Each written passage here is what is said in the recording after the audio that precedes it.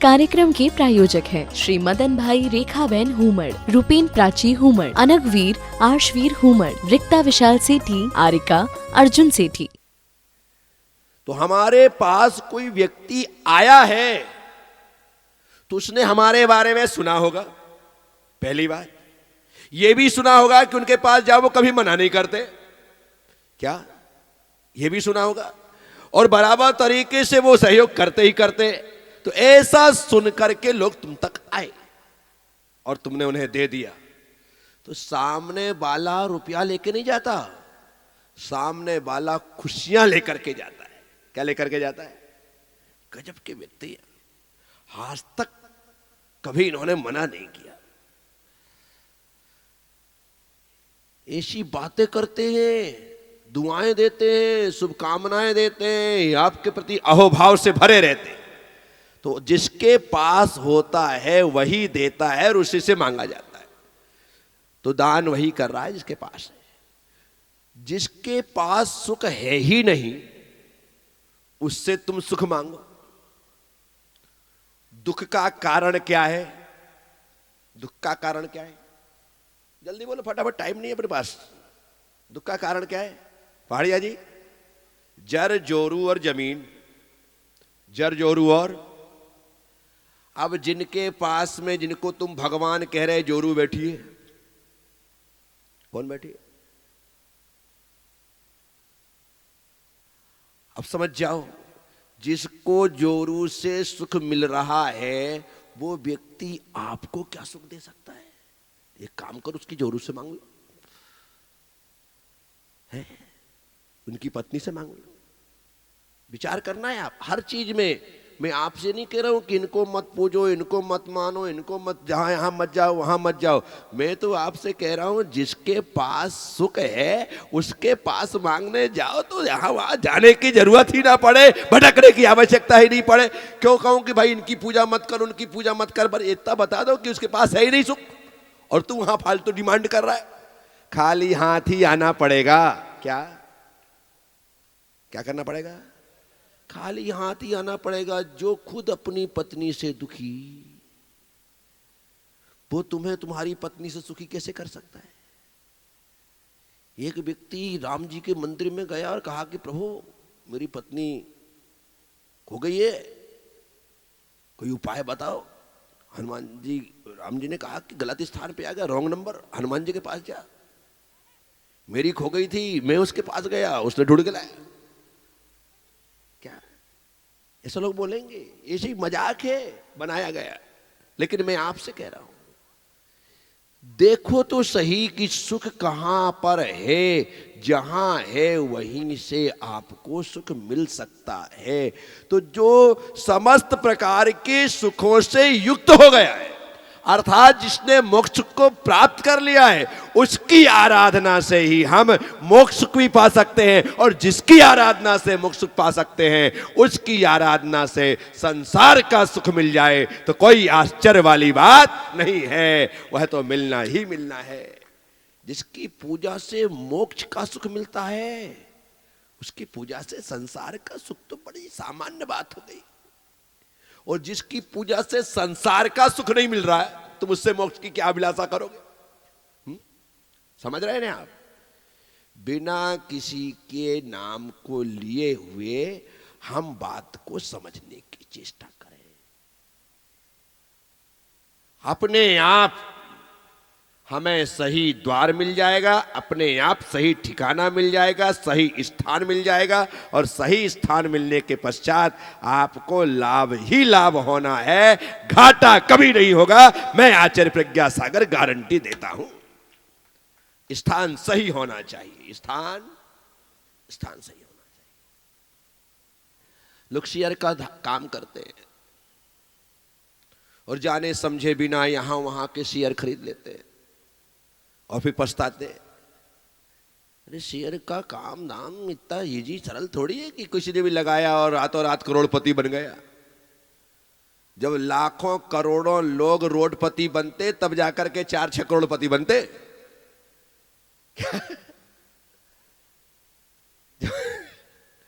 समझ रहे हो? लाखों लोग, और कौन से? किसी ने आज 5,000 कमाए, किसी ने 10,000 कमाए, किसी ने 50,000 कमाए, किसी ने 1,00,000 कमाए। ऐसे गंवाने वाले की संख्या करोड़ों में होती है। ऐसे गंवाने वाले की संख्या जरा सा सेंसेक्स लुढ़कता है और बेचारे छोटे मोटे लोग तो सोचा था कि 5 के 10 हो जाएंगे, 10 के 20 हो जाएंगे, बस इतना, इससे ज्यादा उनका था नहीं, लेकिन बस 10 का भी उनका शून्य हो गया। अब जिनका 10 का शून्य हुआ है, 100 का शून्य हुआ है, 1000 का शून्य हुआ है, आप लगाना। अब जो बड़े लोग, उनको कोई असर नहीं पड़ा, क्योंकि वे बड़ी समझदारी से शेयर खरीदते, बड़ी समझदारी, पढ़ लिख करके, जान करके, समझ करके कि कौन सा शेयर बढ़ेगा, क्या होगा। तो आपको सब कुछ बारे में विचार करना पड़ेगा। कहीं भी मत उलझना। संसार में उलझे हुए हमें अनंत काल हो गया। कितना काल हो गया? अनंत काल से उलझे हैं, क्योंकि तुमने जितना भी संसर्ग किया, जितना भी संपर्क किया, उलझे हुए लोगों से किया। किससे किया? और वो तो उलझे थे, तुम भी उनकी गिरफ्त में।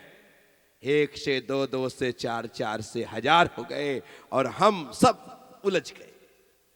सुलझा हुआ कोई है तो वो सिद्धालय में विराजमान है। कहाँ है?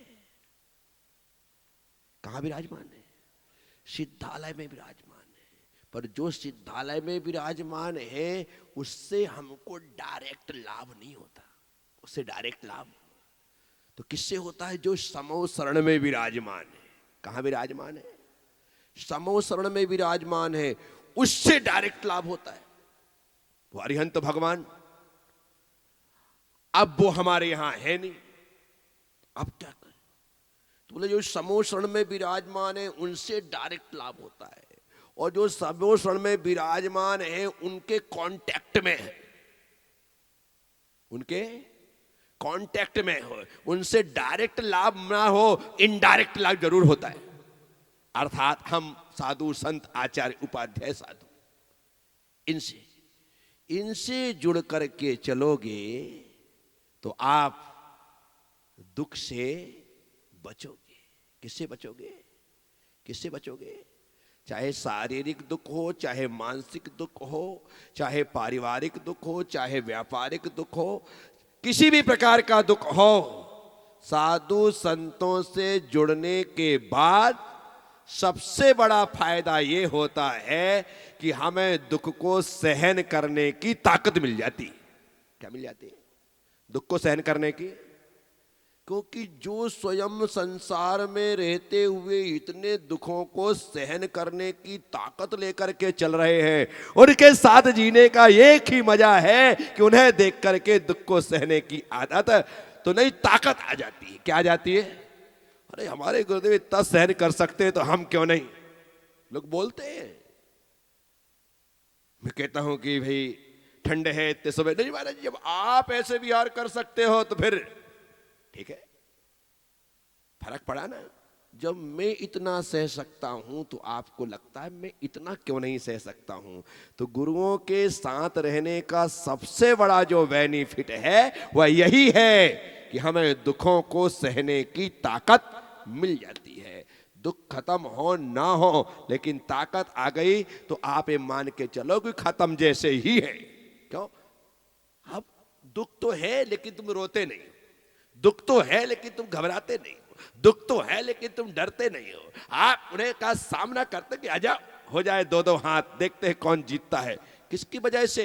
पीछे आपने हिंदू रामायण के हिसाब से देखो। जैन रामायण में ऐसा प्रसंग नहीं है, क्योंकि बाली तो मोक्षगामी हुए हैं। हिंदू रामायण को देखते हैं तो बाली को राम ने पेड़ के पीछे छुपने करके मारने की बात कह दी। अपने यहां का प्रसंग अलग है। सुग्रीव का रूप धर करके एक विद्याधर आया और आ जाकर के सुग्रीव के महल में घुस गया, वहां पर जाकर के सिंहासन पर बैठ गया। असली सुग्रीव बाहर था। जब भीतर आया तो अपने जैसे सुग्रीव को देखा तो देख करके बड़ा आश्चर्य हुआ कि अरे उसने कहा, जो नकली था असली सुग्रीव को बाहर निकलवा दिया और बेचारा दर दर भटकता रहा। जब राम हनुमान सबका सहयोग मिला तब जाकर के उस नकली सुग्रीव को खत्म किया गया, हटाया गया, उसकी विद्याओं को छीन लिया गया। ऐसे कहानी पद्म पुराण में, जैन पद्म पुराण में आती है, लेकिन हिंदुओं की बात मन करते बहुत अच्छा है। अब देखना यार, राम पीछे छिपे और सुग्रीव और बाली में युद्ध चल रहा है। सुग्रीव बाली में युद्ध चल रहा है। अब क्या हो गया? दोनों एक से हैं, दोनों एक से हैं। राम पीछे हैं, इसी कारण से सुग्रीव में बाली से लड़ने की हिम्मत है, बाली से लड़ने की हिम्मत है। लेकिन राम कंफ्यूज है, इस कारण से उन्होंने तीर नहीं छोड़ा। बेचारा पटकनी खा के वापिस आ गया। उनके ऐसा कहा है, पीछे भगवान हो या पीछे गुरु का हाथ हो, तो जिसमें हिम्मत नहीं होती है उसमें भी दुखों से लड़ने की हिम्मत आ जाती है। और कहता है कि आप साथ हैं, पीछे खड़े हैं, मुझे कोई टेंशन नहीं है। बस मैं आपसे ही कह रहा हूं, अपने राम को पीछे खड़े रखो, अपने गुरु के पीछे खड़े रखो और हर दुख से भिड़ जाओ। निश्चित तौर पर विजय तुम्हारी ही होने वाली है, आपको ही लाभ होने वाला है। ये बात को समझना है। तो साथियों, निरुक्षिते निषूदिते यो भव दुख जालम, जो संसार के दुख समूह को नष्ट करते, जगदंतरालम, जो तीनों जगत के अंतराल को भी देख रहे, संसार को दिखाई दे रहा, क्योंकि वे सर्वज्ञ हैं। ये सर्वम जानाति थी सर्वज्ञ, जो सर्व को जानता है वह सर्वज्ञ है। जो अपने आप को ही नहीं जानता, जिसे अपने बारे में ही दूसरे से पूछना पड़ रहा हो, आप उसे कैसे भगवान कह सकते हैं? ऐसी दुनिया में कितने सारे स्वाघोषित भगवान, क्या क्या स्वाघोषित, क्या स्वाघोषित भगवान। और भगवान क्या होता है उनको कुछ भी पता नहीं। जैसे हमने सैनिक चरित्र पढ़ा, तो सैनिक चरित्र जब पढ़ते हैं तो वहां पर अपने आप को सर्वज्ञ कहने वाले जो त्रिपुटक हैं, महारानी चेलना, उनके सर्वज्ञता की परीक्षा लेती हैं, पता चल जाता है कि कौन सर्वज्ञ है। सारी दुनिया में जितने भी अपने आप को भगवान कह रहे हैं ना, तो पता तो कर लो कि वाकई में वो सर्व को जानता या नहीं जानता है। पता चल जाएगा कि उसके पीठ के पीछे मक्खी है या मच्छर, उसको इतना भी ज्ञान नहीं, और तुम उसको भगवान कह रहे हो। जो सर्व को जानता है वही भगवान। योऽन्तर्गतो योग निरीक्षणीय, तो तीनों जगत के अंतराल को देखता है वह भगवान। फिर योऽन्तर्गतो, हाँ, योग निरीक्षणीय कहते जो अंतः में स्थित है। योऽन्तर्गतो अपने भीतर ही है। कहां है? कहां है? कौन? हमारा परमात्मा हमारे भीतर ही स्थित है, हमारी आत्मा में। इसलिए भगवान कुंद कुंद स्वामी ने कहा, अप्पा सो परमप्पा, हमारी आत्मा ही परमात्मा है, तो अंतर में स्थित है। योग निरीक्षणीय, जो योगियों के द्वारा ही अवलोकनीय है, जो योगी है अर्थात जिन्होंने मन वचन काया को स्थिर कर लिया है और अपनी पूरी शक्ति समग्रता के साथ उस परमात्मा को देखने के लिए लगा दिया है, तो वह योगी ही उस भगवान को देख पाता है।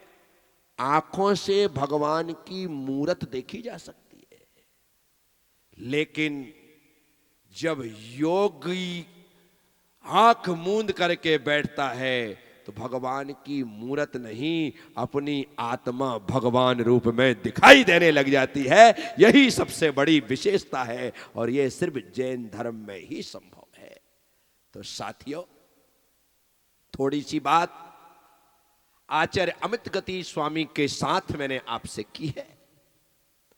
वे कहते हैं ऐसा कोई परमात्मा हो, जैसा मैंने कहा, तो वो परमात्मा मेरे हृदय में विराजमान हो जाए। बाकी दूसरों के लिए मेरे हृदय में नो एंट्री का बोर्ड लगा है, वो बाहर के बाहर ही निकल जाए। बस ऐसा हो तो उसके लिए द्वार यूं खुलते हैं और वो आकर के मेरे हृदय आसन पर विराजमान हो। अपना गांव, अपना शहर, अपना नगर, वो गांव जहां पर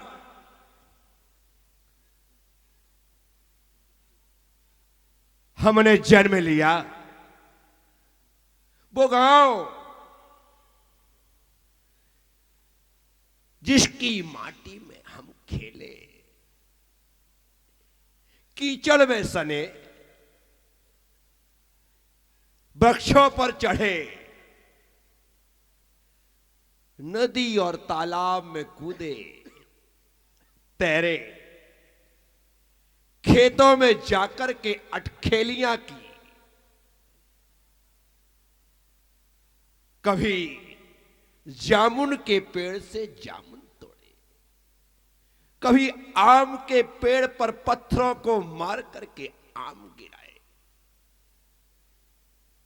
आपस में लड़े, झगड़े, किसी बैलगाड़ी को देख करके उसके पीछे दौड़े और गाड़ी में लटक करके कुछ दूर तक चलने की कोशिश की। जब गाड़ी वाले ने देखा तो बैल को लगाने वाला डंडा हमें दिखाया, हम उतर करके भागे। वो गर्मी में आंधी, वो गर्मी में अंधड़, वो धूल भरा मौसम, चारों तरफ धूल ही धूल, और आकाश में छाए हुए बादल। एकदम लगने लगा कि अब वर्षा, अब वर्षा, और बरस गया। कपड़े खोल करके फटी चड्डी में बारिश में नहाने का मजा, ओह। इस कार्यक्रम के प्रायोजक हैं श्री मदन भाई रेखाबेन हुमड़, रूपेन प्राची हुमड़, अनगवीर आर्शवीर हुमड़, रिक्ता विशाल सेठी, आरिका अर्जुन सेठी।